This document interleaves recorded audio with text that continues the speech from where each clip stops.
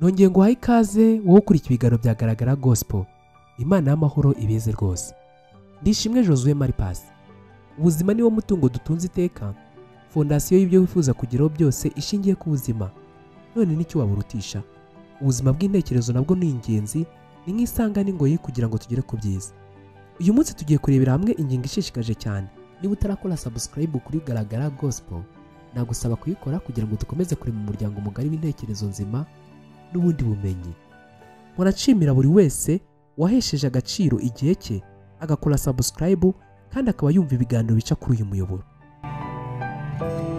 Uyu munsi tugiye kurebera hamwe ikintu gikomeye kiribanda cyane ku mico igenda ikwira hirya no hino, by'umwihariko ishingiye ku byitwa secularization. Ni nko guhuza imico ariko by'isi hirya no hino. Hari igihe imvura aba ari nyinshi, abantu bambara bote n'izindi nkweto zifunze cyane kugira ngo barinde uruhu rwabo. Wabonye igihe izuba naryo riba ari ryinshi, abantu bambara imyenda isa nk'iciriritse, yoroheje kandi migufi kugira ngo nanone birinde ubushyuhe bwinshi. Hari n'igihe noneho biba bigoye, ababa mu bihugu by'i Burayi, Amerika ndetse n'ibindi biba ku ngeri y'ubutita bakambara imyenda minini y'amashweta kugira ngo barinde umubiri wabo. Ariko nanone hari igihe ubuzima buba busanzwe ugasanga imyenda n'ibyambawe ntibijyanye n'igihe. Hari ingingo ikomeye cyane ikunze kwibazwaho cyane, ni ijyanye n'imyambarire, by'umwihariko bigahuzwa n'iyobokamana. Abantu bo mu gace kamwe n'akandi bashobora kuvuga ko ibi n'ibi byambarwa nta n'icyo bitwaye ku mukristo, ariko abandi bakavuga ko ibyo bintu ari ikibazo. By'umwihariko ihuzamuco ryo mu turere dutandukanye ku isi naryo ryagiye riba imbogamizi mu guhuza imico mbonera y'icyo Bibiliya yavuga cyangwa amahame y'iyobokamana, by'umwihariko ry'ubukristo n'uko bagomba kwitwara. Wumvishe uburyo abantu batandukanye bashobora kuvuga ibijyanye n'imisatsi, udukarishya buranga n'uko bikora mu buryo runaka bagomba kugaragara igihe bagiye gusenga. Uyu munsi tugiye kurebera hamwe, ese abakristo bakwiye kwambara bikini? Iyi ni ya myenda migufi abantu bambara wenda bagiye nko koga cyangwa mu mayerekanwa yo kugaragaza ubwiza. Ariko se ubundi bikini yavuye hehe? Ni iki ibi bisobanuye mu buryo bw'imboni y'umukristo w'ukuri, by'umwihariko w'igitsina gore? Kuki byabaye gikwira? Iyi nkuru nto reka tuyitangire ahagana mu mwaka w'1946. Ni naho twakwita ku ipfundo ry'inkuru yo kwambara bikini cyangwa iyi myenda migufiya yatangiriye. Bikini ubundi ntizahozeho kuva kera, watangiye ari uburyo bw'iyamamaza bw'abanyamideli bari bagezweho muri icyo gihe. Wari n'igisobanuro cy'ibyo bashakaga kuvuga. Uhereye ku izina ryayo bikini urasobanukirwa ubundi icyo uyu mwambaro wavugaga.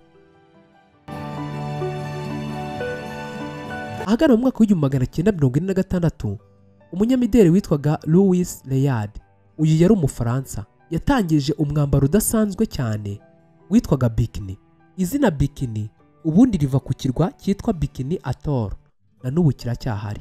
Aho hakorerwaga igeragezwa ry'ibisasu bya kirimbuzi, atomic test, kuko yashakaga kwerekana ko uyu mwenda uzaturika isi yose ikawumenya, by'umwihariko mu bice by'imideli. Asa n'uwitiririye iki kirwa cyakorerwagaho ibiturika, nawe wita bikini. Ntabwo ari Bikini Atoll, ahubwo wowe wari bikini gusa. Ni nk'uko wakumva ikirwa gikorerwaho ibintu bidasanzwe, nawe ugafata umudeli wawe cyangwa ikindi gikorwa cyawe ukacyitiriraho. Ntabwo yari azi ko mu buryo runaka bwari nk'ubuhanuzi bw'uko uyu mwambaro n'ubundi wari guhinduka igisasu cya rutura. Hari inkuru nyinshi zitangira zerekana ko iki gisasu cya rutura koko cyakoze. Mu gice kimwe cyo gushuka intekerezo ndetse no kwireherezaho abandi, by'umwihariko no mu byakurikiyeho mu ntambara, uyu mwenda wambarwaga n'abanyamideli b'abakobwa beza ba za maneko, maze bakagenda neza bikaraga imbere y'abayobozi runaka babaga ari ibitabashwa kandi bafite imitekerereze yo gutsinda intambara. Abenshi bagwaga mu cyago gikomeye cyane cyo kureba uburanga bw'aba bakobwa, maze bakaryamana cyangwa bakabiyegereza, bakabakuramo amakuru cyangwa abandi benshi bakanabica. Ariko mbere y'uko twinjira kuri ibi ngibi, imwe mu ntego ya bikini yari ukwireherezaho abantu, ariko by'umwihariko mu gihe cya sama, igihe cy'ubushyuhe mu Burayi, aho abantu baba bagiye mu gihe cyo kwirangaza, bagomba kuyambara bari ku nyanja bagasa neza kandi bakagaragara neza. Hari indi ntego yari ihari. Igice cyo kwerekana cyangwa se cyo kwirehererezaho abantu ukoresheje ibice by'umubiri by'umwihariko ku bagore cyahozeho no kuva kera. Gutuma umugore agaragara nk'ugaragaza amarangamutima yo gukurura abagabo ko bakora imibonano mpuzabitsina, ibyitwa sexual attraction. Ni ukuvuga ko ubusabane bw'umubiri by'umwihariko buciye mu kwerekana uburanga byari kimwe mu bintu bya pikini mu kugaragaza uburanga no kwikururiraho abandi. Uretse inkuru y'uko iyi brand ya Louis Bikini yari kuba brand imeze nk'igisasu kirimbuzi, yari yaranayiremye mu buryo bwo kwiyerekana no kugaragaza uburanga byari gukurura benshi.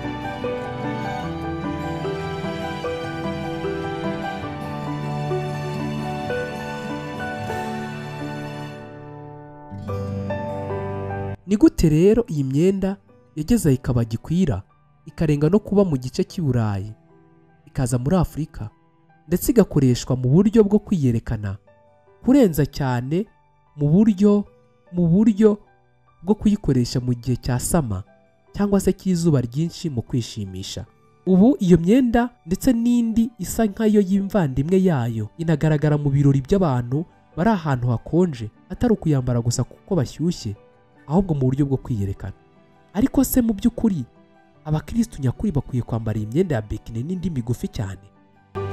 Ni cya kibazo twibajije hejuru kijyanye n'imyemerere, imico mbonera ndetse n'ibindi abantu bavuga ku bukristo bikanahuzwa n'imico. Gusa igihari cyo kwambara bikini bifite intego zigera kuri 2 cyangwa 3 z'ingenzi: kwiyerekana uburanga, uko uteye ndetse no gukurura abandi kugira ngo bakurebe. Ni uburyo busa nko kwicuruza, bigasa nko kwikokora kugira ngo ugaragaze wowe w'ukuri n'uburanga budasanzwe amaso y'abandi bantu atareba ariko wumva ko ufite. Gusa n'ibyahozeho mu muco w'abakristo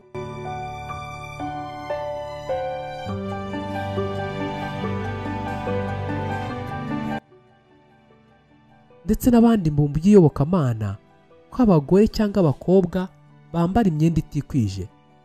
Abagabo n'abagore bo mu gihe cya Bibiliya no mu gihe cya Yesu n'intumwa bambaraga bikwije neza. Kwambara wikwije kandi utwikiye ibice bimwe by'umubiri byagaragazaga icyubahiro no kwiyubaha.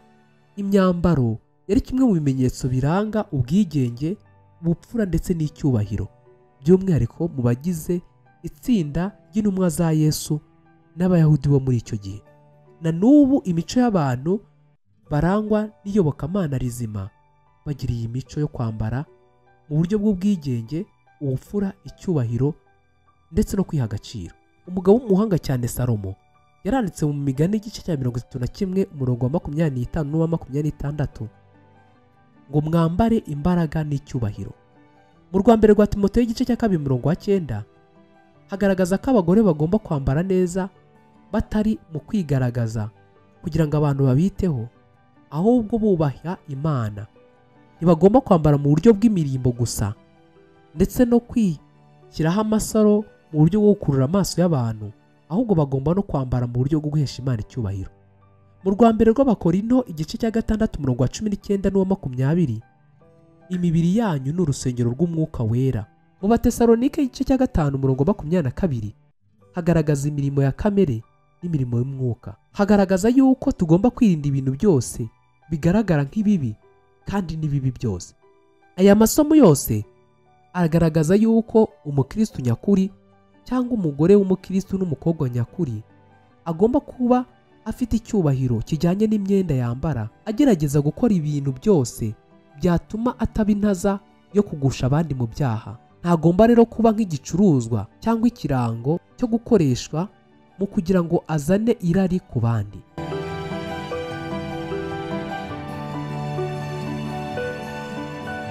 Mu nyigisho za Islam by'umwihariko mu gitabo gitagatifu Quran muri sura An-Nur igice cya 24 umurongo wa 30 kugeza kuri wa 31 abagore basabwa kwambara kandi bakikwiza rwose ku buryo imiterere y'imyanya yabo y'ibanga itagaragara. Ikindi abagore n'abakobwa basabwa guhisha uburanga bw'imbere no kutaba igikoresho cy'irari. Muri sura yitwa Al-Ahzab igice cya 33 umurongo wa 59 abagore b'abizera bambare bitwikiriye neza kugira ngo bubahwe kandi birinde icyubahiro cyabo cyo guteshwa agaciro cyangwa cye kuba nk'igisa nk'igisesekaye mu maso y'abantu bose. Hari ibintu by'ingenzi iyobokamana rivuga mu buryo bwo kwirinda kwambara imyenda migufi.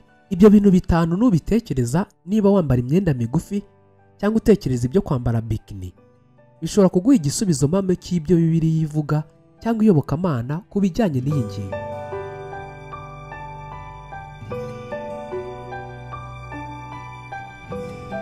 Ese iyi myambaro iba ishobora gutuma ndinda umubiri n'umutima n'amaso y'abandi? Icya kabiri, iyi myambaro ntisa nk'ingaragaza aho umubiri wanjye ugaragaza nk'igicuruzwa gishyizwe hanze kigaragaza ibirango byacyo byose kugira ngo abandi bakigure? Ikindi cya gatatu, ibi bintu bituma nubaha Imana kandi nkagirana ubusabane nayo, by'umwihariko imyambaro nambara? Ikindi kintu cya kane, ese ibi bintu ntibyaba bituma b'intandaro yo gutera abandi ibishuko ndetse n'irari? Ikindi kintu cya gatanu, ese iyi myambaro ituma nkomeza indangagaciro z'icyubahiro, ubupfura no kugendera ku mahame y'ibyo iyobokamana rivuga? Nugenzura izi ngingo eshanu, niba wambaraga bikini cyangwa indi myenda migufi, ushobora gusobanukirwa ukuri mpamo kuko Bibiliya ivuga.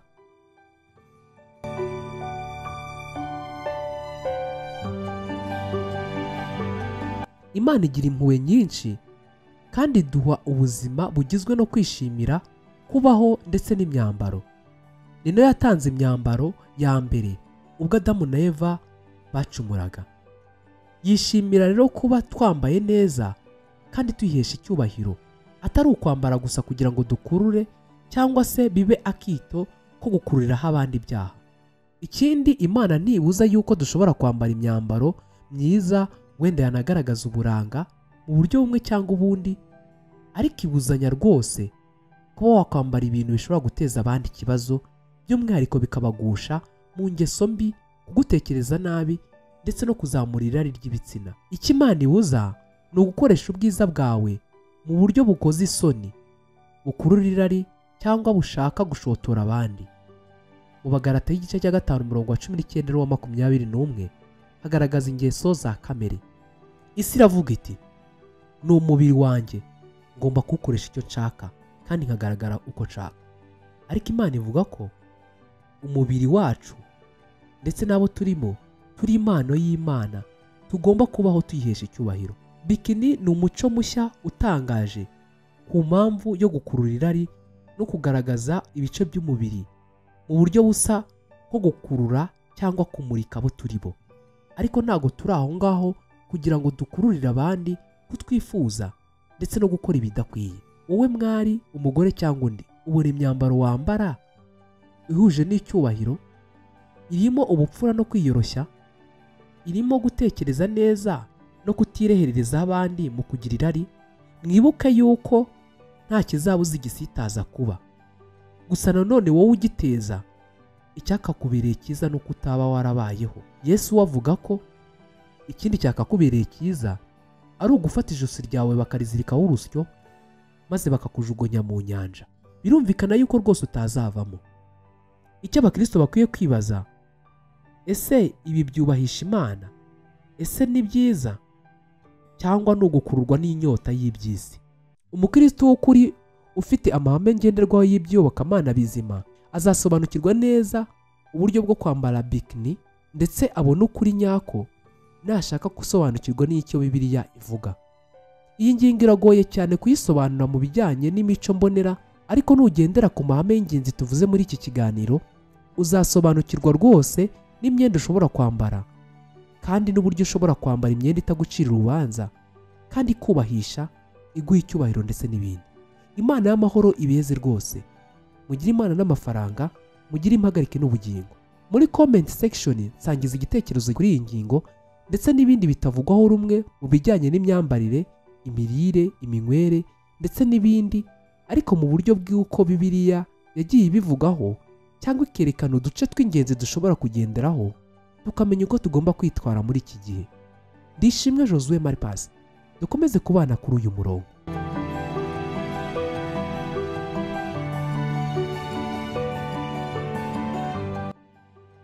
Niba utarakora subscribe kuri Garagara Gospel, nagusaba kuyikora kugira ngo dukomeze kuri mu muryango mugari w'intekerezo nzima n'ubundi bumenyi. Mugire Imana n'amafaranga, mugire impagarike n'ubugingo.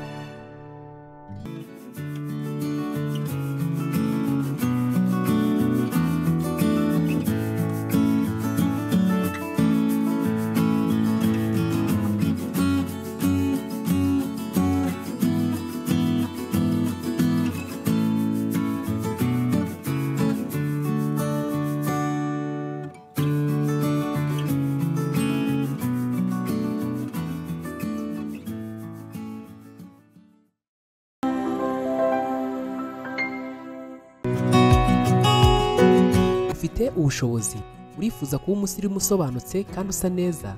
Ndabibona ngeze iwawe. Tunga ibikoresho byiza birimbisha iwawe nk'intebe zo kwicaraho nziza kandi zitandukanye, tapi nziza, imisego myiza ikomeye kandi ya originale. Right, uri umusirimu. Boneza iwawe none, utunga ibi bikoresho byiza iwawe. None se ntubikeneye? Hamagara 078 167 167 2 cyangwa 079 45 11 66 0. Niba utuye heza, reka hase neza.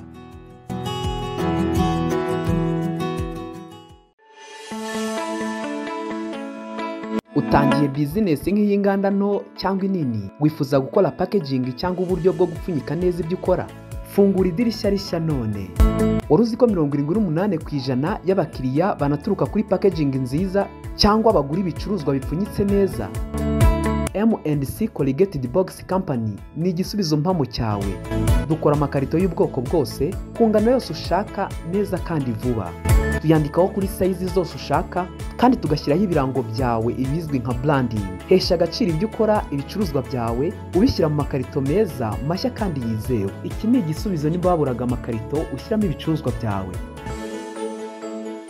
Dutanga n'izindi serivisi zitandukanye kandi tukanazigisha, zirimo kwandika ku myenda, imodoka, amatasi n'ibindi bikoresho byose mu buryo bwiza bwa kinyamwuga, kuvanga no gutera amarange n'ibindi bijyanye nabyo. Ikaze.